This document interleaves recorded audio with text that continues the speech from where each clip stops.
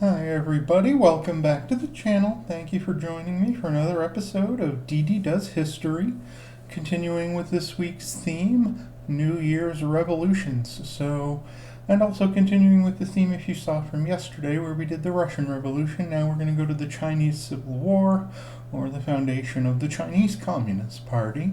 This one's brought to us through the animated history series on the Armchair Historians channel.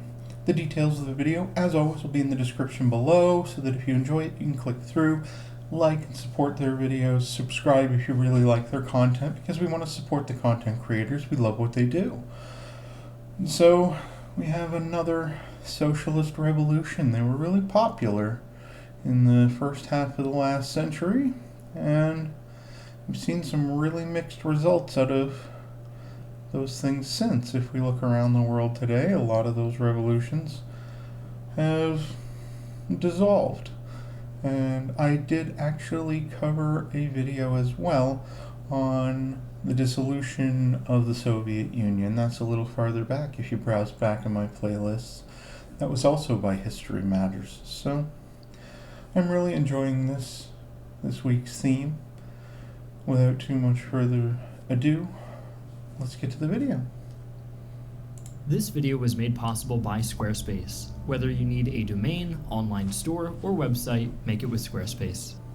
Today, we'll be exploring how China transformed into a communist state despite thousands of years of dynastic rule. And as always, we'll need to wind back the clock to really understand how this process unfolded. Throughout the 17th century and up until the 19th century, the Qing dynasty loosely reigned over China, as it was plagued by regionalism and corruption. To make matters worse, European merchants arrived in China en masse during the 18th century. These Westerners arriving were driven by fiscal interests, and some would later say that it was the wave of merchants who would spell China's near ruin. Meanwhile, in Japan, things were looking up after their decisive victory over the Chinese in the Sino-Japanese War. In Richard Bernstein's work, he writes this of the conflict. Japan's major goal was the possession of Korea and Manchuria, the vast landmasses just across the sea that were stepping stones towards the even larger prize, which was China. This defeat prompted cries for reform, and after a series of failed revolts, including the 1899 Boxer Rebellion, the Qing government found itself in an even more precarious position. By 1911, the government was fully overthrown in what was called the Wuchang Revolution. The leaders of this revolution selected the exiled intellectual Sun Yat-sen to be China's first president in 1912. If you have any interest in delving deeper into that, there's a long series, like most of them are, on the Extra Credits channel, Extra History, on Sun Yat-sen and the foundation of this government here. And someday we might delve into it on this channel. It's just, I cover a lot of Extra Histories videos, and they are really, really long and in-depth. But they do give a lot of information. And where this is just kind of glazing over some of these earlier parts, just wanted to let you know that information is available there as well. I'll probably put that in the description as well. However, their territories were limited to southern China. Meanwhile, the boy emperor Puyi remained in power in the north. He was backed by General Yuan Shikai, who had the largest army in the region, and therefore pretty much called the shots. Thus, Sun Yat-sen won Shikai over to his side without bloodshed by offering him the presidency. From there, things didn't exactly go as planned. Yuan imposed a military dictatorship and exiled Sun Yat-sen after he formed the opposing Kuomintang, or KMT. In 1916, Yuan proclaimed himself Emperor of China, pretty much missing the point of the rebellion entirely. He quickly lost much of his support, and after his death, China was once again balkanized into regions under the control of local warlords. That's just wow. Let me join the popular revolution against the empire. Now that I have full control, I'm the emperor. What? The people are mad? They literally just rebelled against an emperor, dude.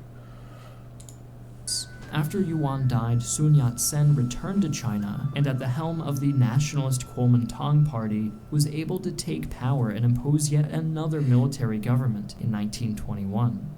Shortly after, in 1923, they sealed cooperation with the Communist Party of China, or CPC, in exchange for assistance in ending regionalism. The CPC had been founded in the wake of the May 4th movement, which involved a series of student protests formed in opposition to the Chinese government's ineffective response to the Treaty of Versailles, which transferred what was formerly Chinese-owned land to the Japanese. The May 4th movement popularized Marxism as a radical alternative to the Kuomintang.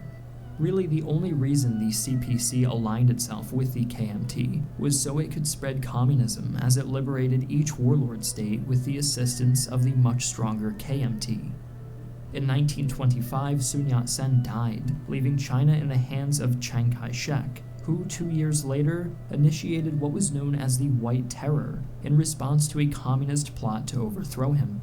This resulted in the deaths of thousands of members of the CPC. Side note, the White Terror could also be used as a footnote for almost all of history. In the aftermath, communist leaders Li Lixun and Mao Zedong began waging a guerrilla war against the Kuomintang. While this was happening, the Soviet Union, who saw the CPC as their communist allies, directed it to take a more aggressive stance against the Kuomintang. As a result, Li Lixun ordered an offensive to be carried out against the nationalists. It was a disaster and led to his replacement by a group of Chinese intellectuals called the 28 Bolsheviks. With warlords still in control of numerous regions and the two major political factions of China in all-out war, the situation was looking worse than ever. Seeing the turmoil unfold, the shadow of Japan once again loomed over China. In 1931, they sent roughly 45,000 men to occupy Chinese Manchuria. With no troops to spare, the Kuomintang was forced to concede without resistance.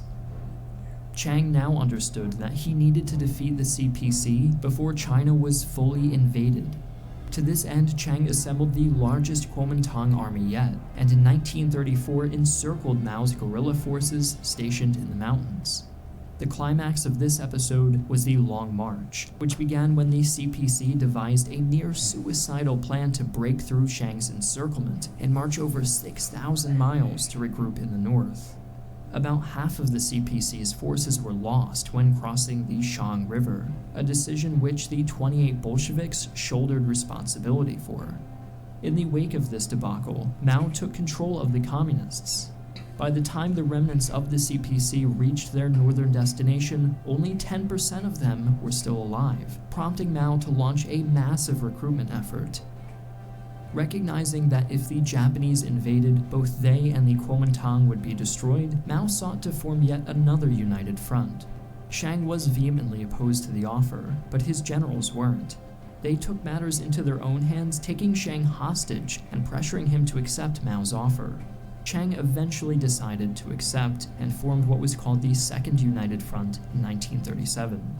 When Japan did invade that year, the Kuomintang proved unable to fully repulse the invaders, something which worried the Chinese people, and Mao capitalized on this discontent to recruit even more men to his cause. Furthermore, his forces did not engage those of Japan very frequently, allowing the Kuomintang to bear the brunt of the Japanese onslaught. After Japan surrendered to the Allies in 1945, the Kuomintang and CPC ended the Second United Front. It only took 1 year for the Chinese Civil War to rage on yet again. And you see where Mao was the strategist there. He allowed his forces to stay relatively intact, allowed the Kuomintang to take most of the losses, and then when they did lose ground to the Japanese, used that as a propaganda victory for himself and the communists. Say, look, these people, they can't protect you, they can't take care of you. That would become very, very relevant in history leading to where China is today. The CPC was now armed with leftover Japanese weapons and equipment, had newfound support from the populace, and faced a foe who suffered 3.2 million casualties against the Japanese, whereas the communists lost approximately 440,000. After a highly successful guerrilla campaign, both Beijing and Nanking had fallen to the communists. With the capture of these two major cities, it would not be long before Mao was victorious and the People's Republic of China was established. Chiang Kai-shek and the defeated Kuomintang government went into exile in Taiwan in 1949, which to this day still has the official name of the Republic of China. Under Mao's 30-year reign, tens of millions of people starved. Even so, it is still debated to this day whether Mao contributed to China's modernization or whether he delayed its development. Either way, the Chinese government still sees Mao as one of their founding fathers. Now back to our sponsor. Recently, Squarespace has made my life a lot easier. This website building platform offers a wide array of customizable design templates to get... We'll pause that, but if you do want to support the channel, you can always do that, but of course by supporting their sponsors. I hope that you enjoyed the video. It does lead to a lot more, of course, in how there were they mentioned the mass starvations as totalitarian Marxist communists tried to impose this top-down ideological change on the entire system, totally revamping farming, industry. And if you did watch through the previous episode on the USSR and the Russian Revolution, it showed that yes, there was a great uptick in Russian industrialization and production of natural resources, but there was also great starvation and horrible, horrible injustice that came along with it because of that style of to impose changes that drastic that communism calls for in its entirety. The only way to do that over the will of the people is a totalitarian government, and history shows us that those things never work out for the best for the people actually living in them, whether that's through fascism in Europe and the wars that were caused there, the communist governments and things that we haven't worked out a perfect way yet.